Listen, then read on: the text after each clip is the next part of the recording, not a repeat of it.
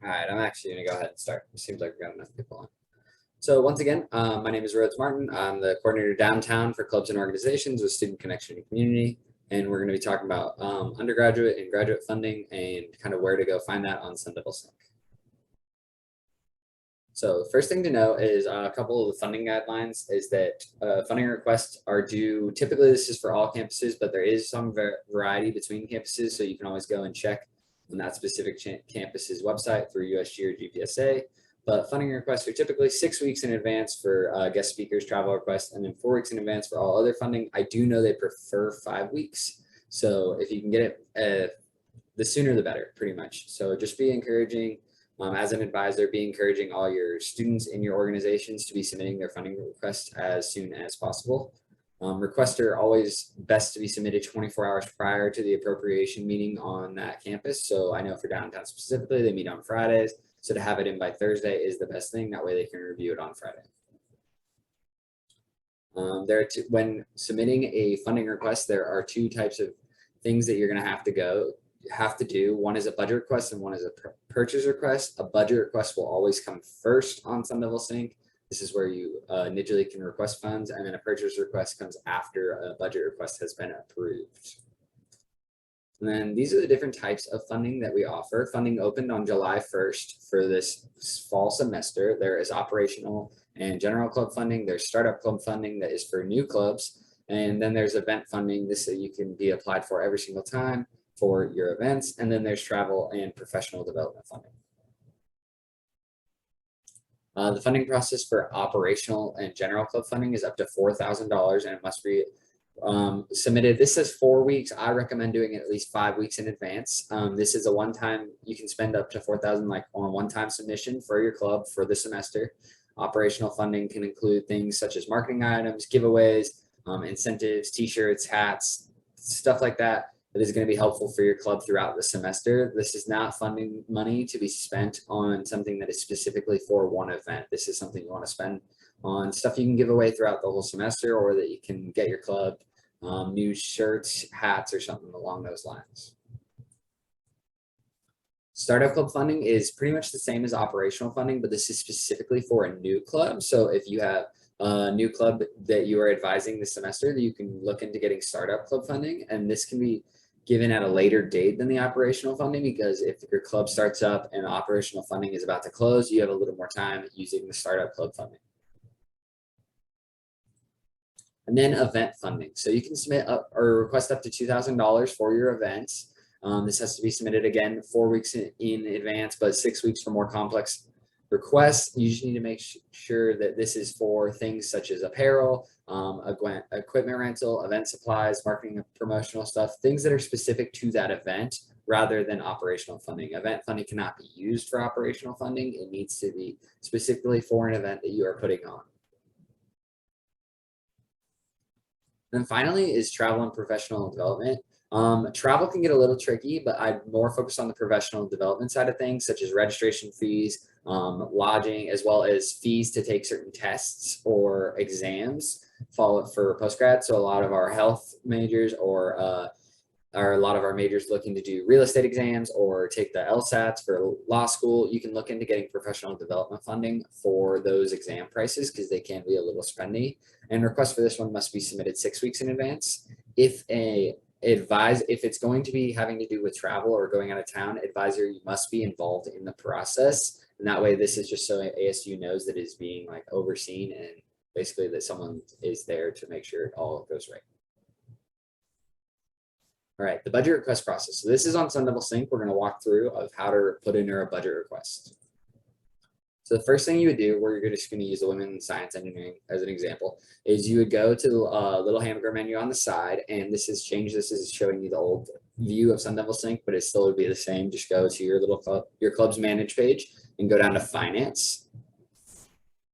And once you're into the finance tab, you're going to want to click on the blue button on the right side stating create a request and choose create a budget request. And then with a budget request, you're going to choose which type of request you're creating, whether you're creating a graduate student funding organization, which with graduate funding, you do not have to separate out as you do undergrad on the initial budget request. You just have to pretty much go in there and like grab one of those and then describe what you're requesting the money for.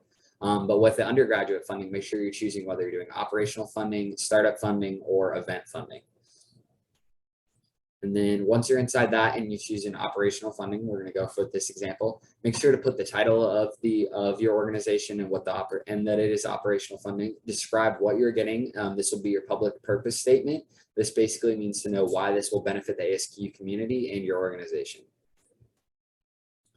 And then you're going to want to go into the event club contact information, basically who's submitting, what's the officer submitting. Make sure it's one of your officers that's submitting your requests. This way that they've had the proper training, they know what they're submitting, and they have the authorization in your club to be submitting in a funding request. And then basically make sure you're marking which campus this will be. So if you're a downtown club, marking downtown. If you're a poly club, marking poly. And if you're a graduate fund or graduate club, make sure you're marking graduate student organization. And then on the third side, on the budget side, here's where you're going to be adding all the light items or apparel or food that you're going to be purchasing with add item. When you're adding item, make sure that you have screenshots of like not just what you're getting, but you need to have a screenshot of what you're getting with taxes and shipping included.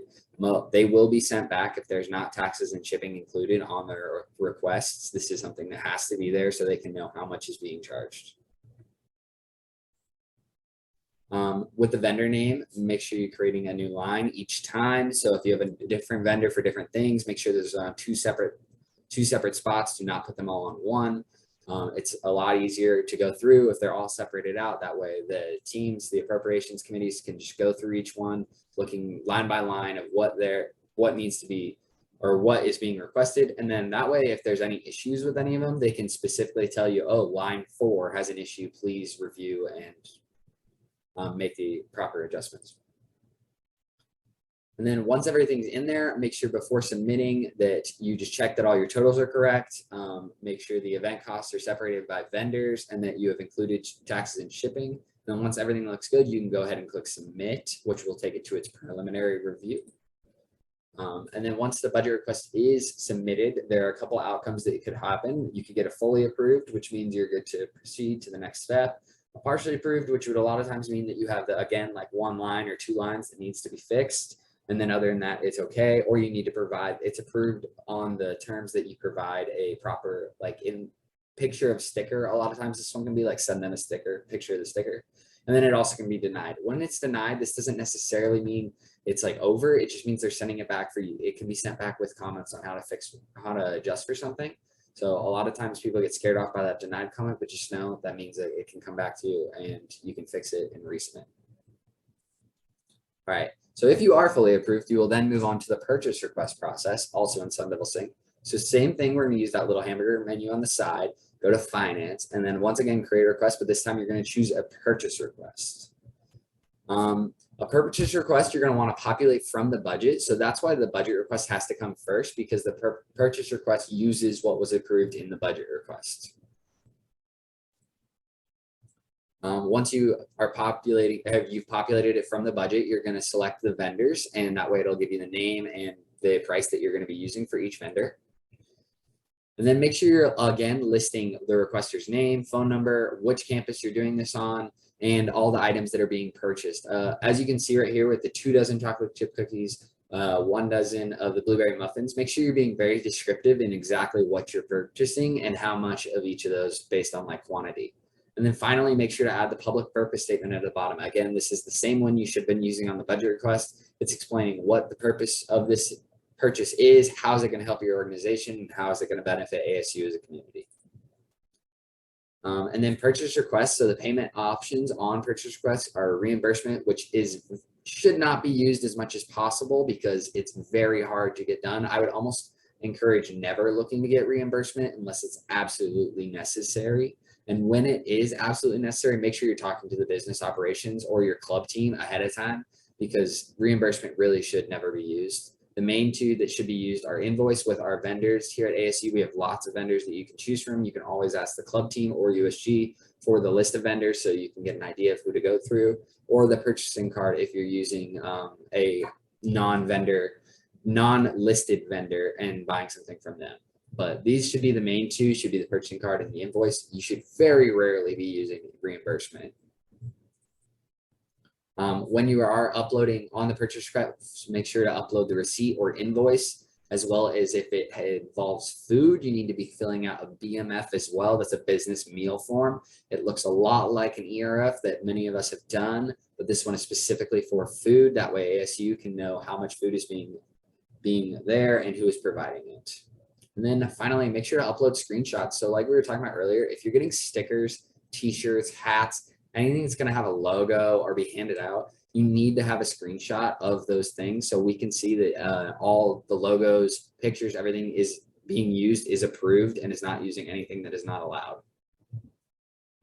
And then finally, submit your request. Okay, so purchase requests, submit documents at a minimum of 2 weeks. Honestly, I would say the minimum is more 4 weeks. This is just something, again, that should be done as soon as possible. I would recommend that's why you submit your budget request 5 weeks, so then you can leave yourself the next week to get your purchase request in, and you never have to worry about not having things in on time. Vendors typically must be registered with ASU. That's a specific vendor. If you are using a vendor that is not registered with ASU, we'll instead be using a P card to pay it. And then for a P card, you'll need to set up a P card appointment to go check out the P card with our business office. Again, as advisors, this is all information that is really good for you to have to tell your students, but your students should be the ones submitting these requests. This should not be coming from the advisors. These should be coming from the students. Finally, if you have any questions, you can always reach out and contact us at any of the club's emails or phone numbers. Our coordinators on the Tempe team include Alex, Hannah, and Chris, and Laura helps them out as well. And then on the downtown team, we have myself, Rhodes Martin. On the poly team, we have Gabby and Jennifer Stoltz. And then at West, we have Devin and Sebastian that are both great. So you can always contact the club's email address or call the offices, or if you know where they are on campus, just stop in and visit. We're always down to talk and meet with a lot of people.